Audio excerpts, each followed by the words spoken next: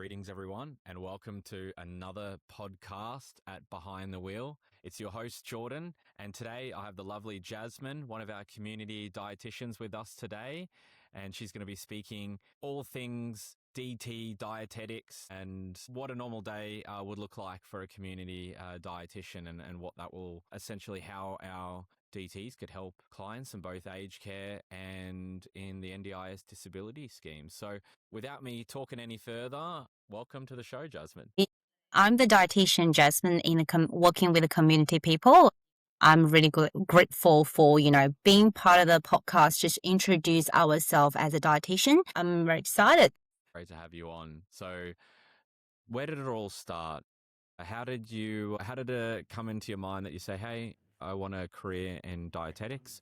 And what was that moment for you? And then what were your next steps to start that journey, and take us through that? Always have quite strong interest in the connection between nutrition, food, and also the fitness.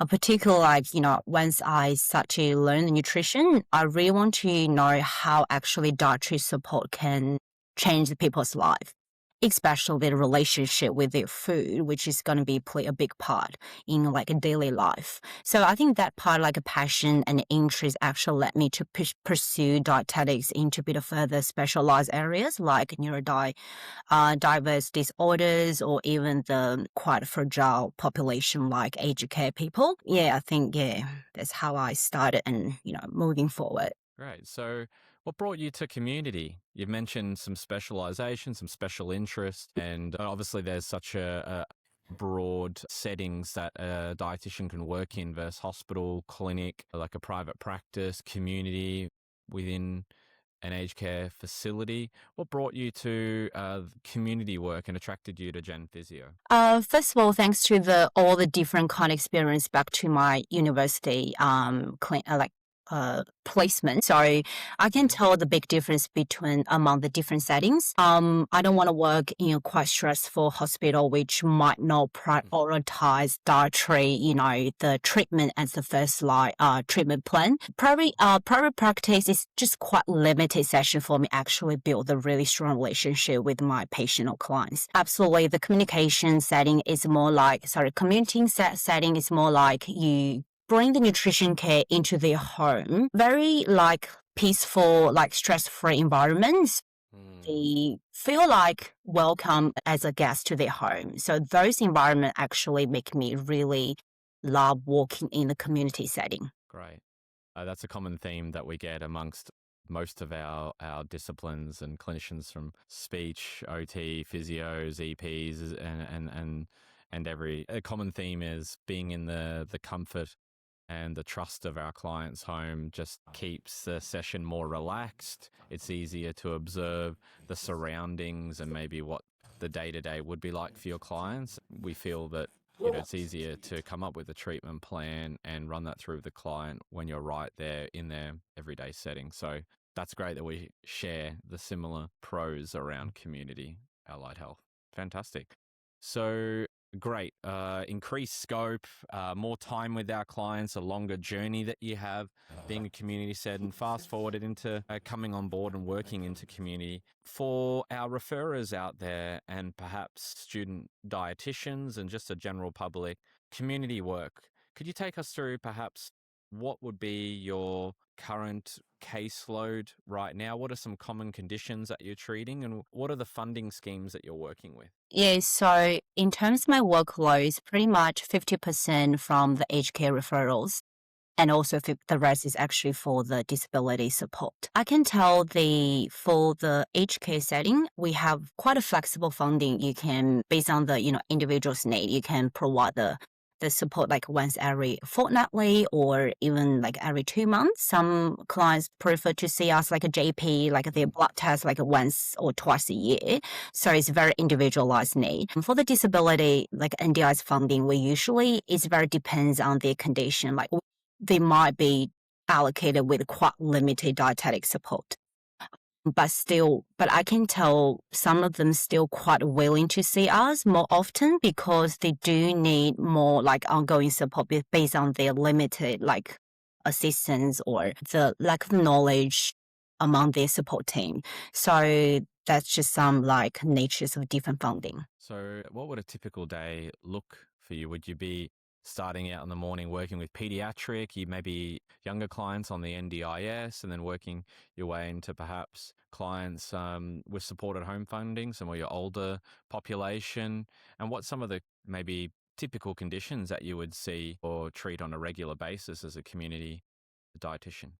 Yeah, so as I say, like my workload is vary between like, HK and NDI. So a typical day for me is quite like varies. I could be start with a home visit for HK, like a lovely old people, or developing some educational resources, get ready for handing out to them.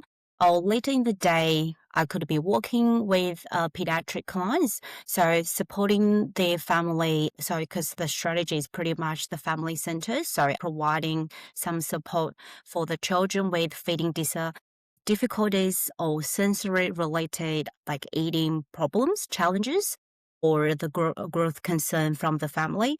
So also there's some time I spend administration, like reply to email, open conversation and communication with the support team, do some meal planning for particular individual clients, or even connecting with other health professional like speech pathology, occupational therapists, make sure, the case actually well coordinated. Great. So you mentioned a speech pathologist, and we have quite a decent sized speechy team, and I know there's collaboration that can occur between our dietitians and speechies. What would be the condition that you would be treating together, and what would be a scenario that would require a dual or supported intervention from both disciplines for the one client? In aged care, those like have dementia, usually we need to work with the speech pathologist, make sure, what sort of texture food or fluid they can actually manage. The speech pathology team will develop the meal management plan. So pass to us, we will give particular,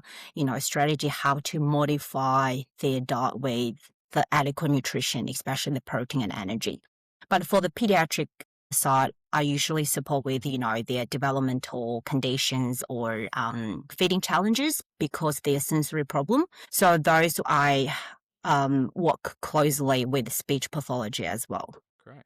Okay. And talking about your own clients and maybe a moment for you that was really rewarding and you being able to use your skills as a dietitian to get some really great results, could you share with the audience a moment in time as a community DT on what that looked like for you and how did that feel? Pediatric is incredibly rewarding for me because they're very different in terms of their sensory challenges. If I can hear like after like few visits, if I can hear something from the family say, oh, their child starting to eat a bit more different food or they have a bit more energy and a motivation to engage in the social activities or even like a family picnic, I feel really just very rewarding. For the HK clients, if I can tell my clients stabilizing their weight, a bit more stronger, engage in the physiotherapy sessions or build a bit more confidence doing like a bit more like grocery shopping, maybe leave walking with their walker sometime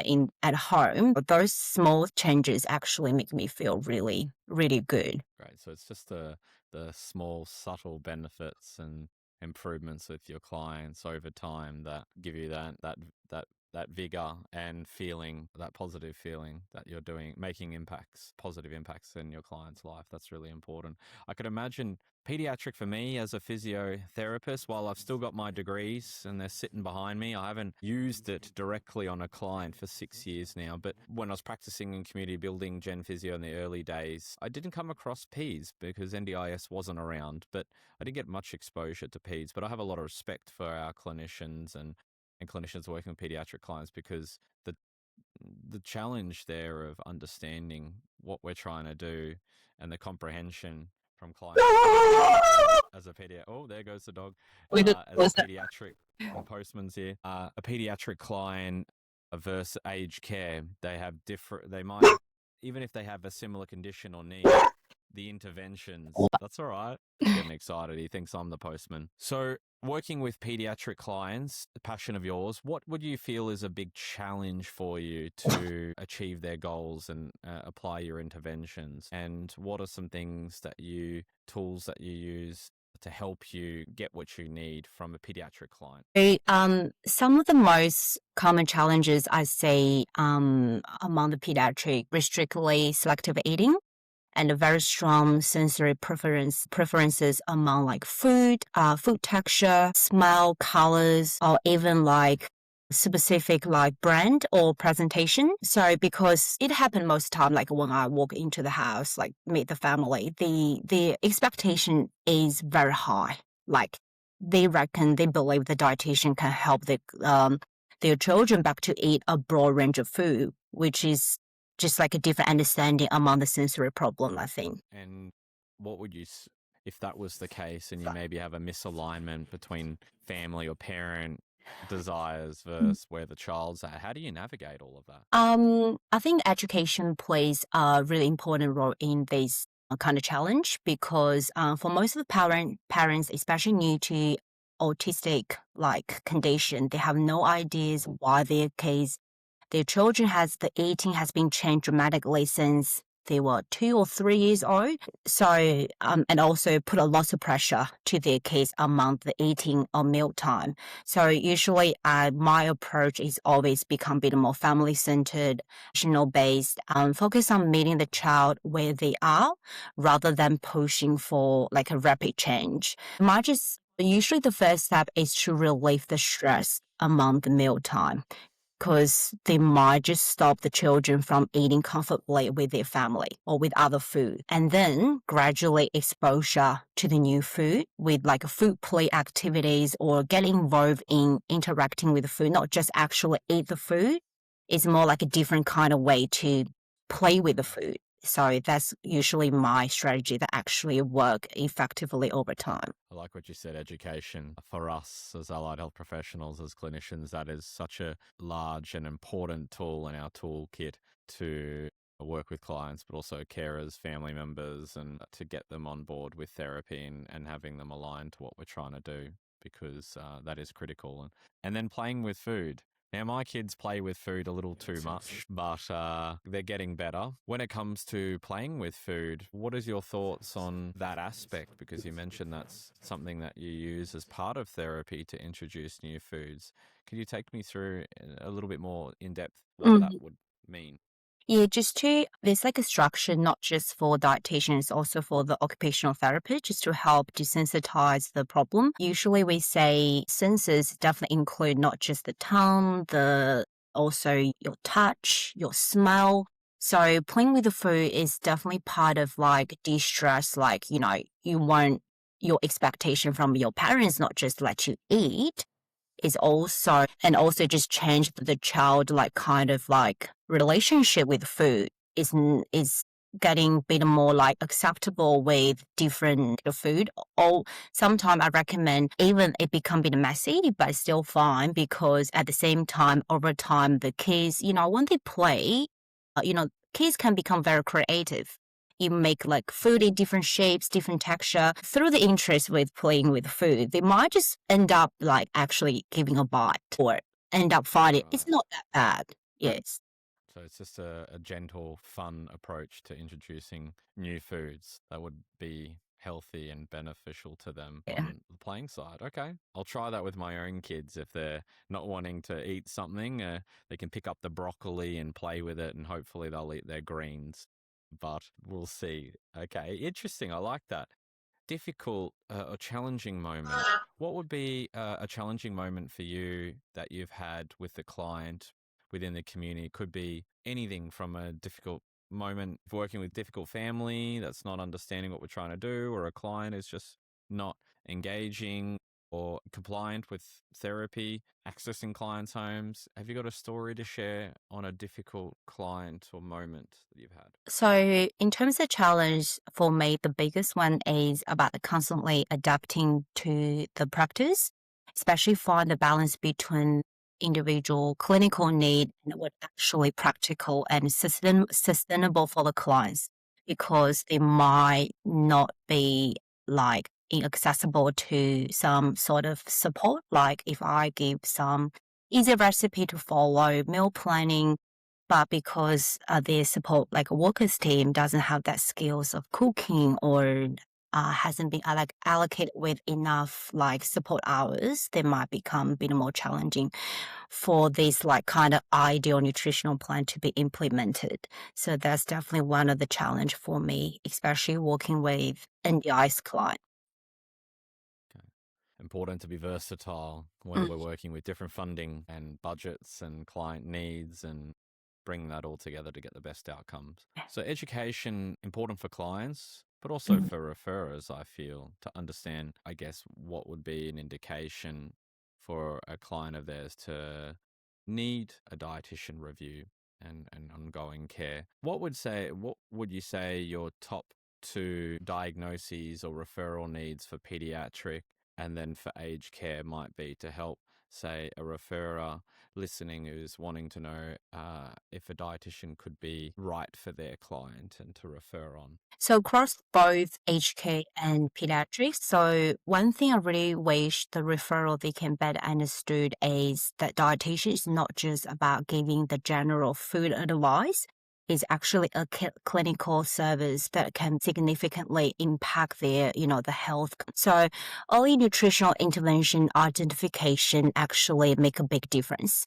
Like in terms of like the HK population, some key, like we call like a red flags include the unintentional weight loss, reduce or no appetite, and also they might have some decline in their body functions or significant muscle wastage. So they're more like a physical size. In pediatrics, the red flag include their growth, like not sitting on the right like track, or they're starting to reduce their interest in food, become a bit pickier, have strong food aversions, or feel very stressful and refusing at a mealtime. I see. And about yourself now, you mentioned you're working across various different types of clients within the community.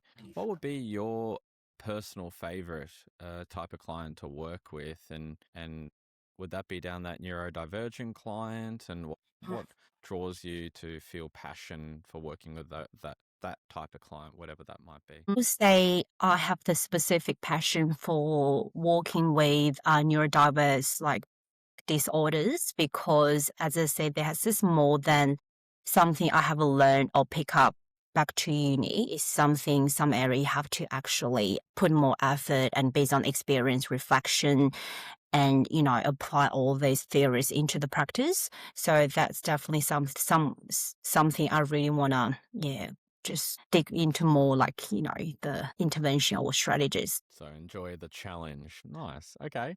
And over to the quick fire round now. So we're in the community each and every day, treating clients on the road. It's all about being in a car and on the road. Our quick fire round has got a few minutes of questions to tie us up today, but let's kick off. Go to lunch. What would be your go to lunch on the road?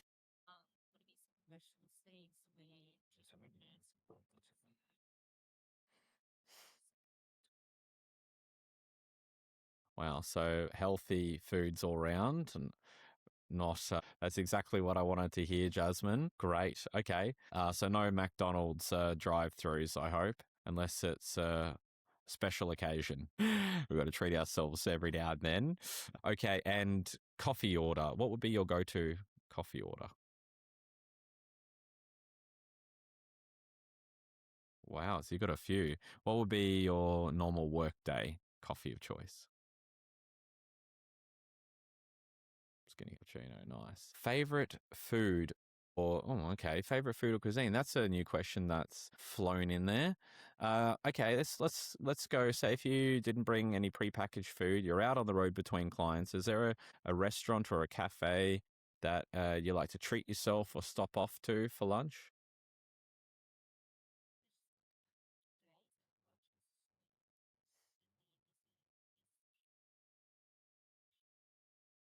Sushi Hub's good.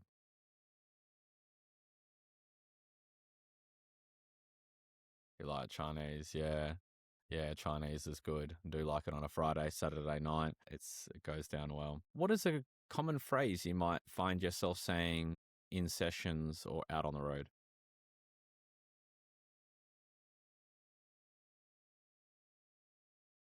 Okay, good.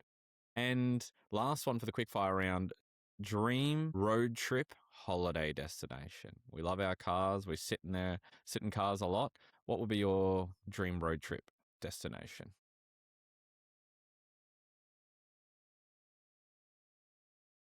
Where's that? Greece, did you say? Greece. Okay. Yeah, lovely. On the other side of the world. Is that a honeymoon plan for you? Not yet. On the cards. We'll see. Great. Thanks, Jasmine. I've got my last question for you. A closing question for today. What would be one takeaway you'd want referrers to remember about dietetics and dietitians? What's one key takeaway?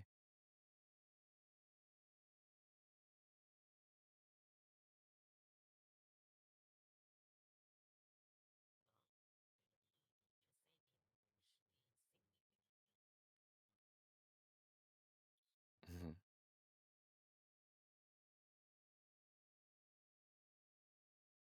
Yeah, great. So recognizing early intervention needs for a dietitian rather than waiting too late till it's quite severe and dire as a preventative care component. Love it. Thank you, Jasmine, for sharing your wisdom in the world of community dietetics. I know our listeners and certainly our referrers will get a lot out of today. Thank you for being on the show and appreciate all that you've shared. Thanks, Jasmine. Bye for now.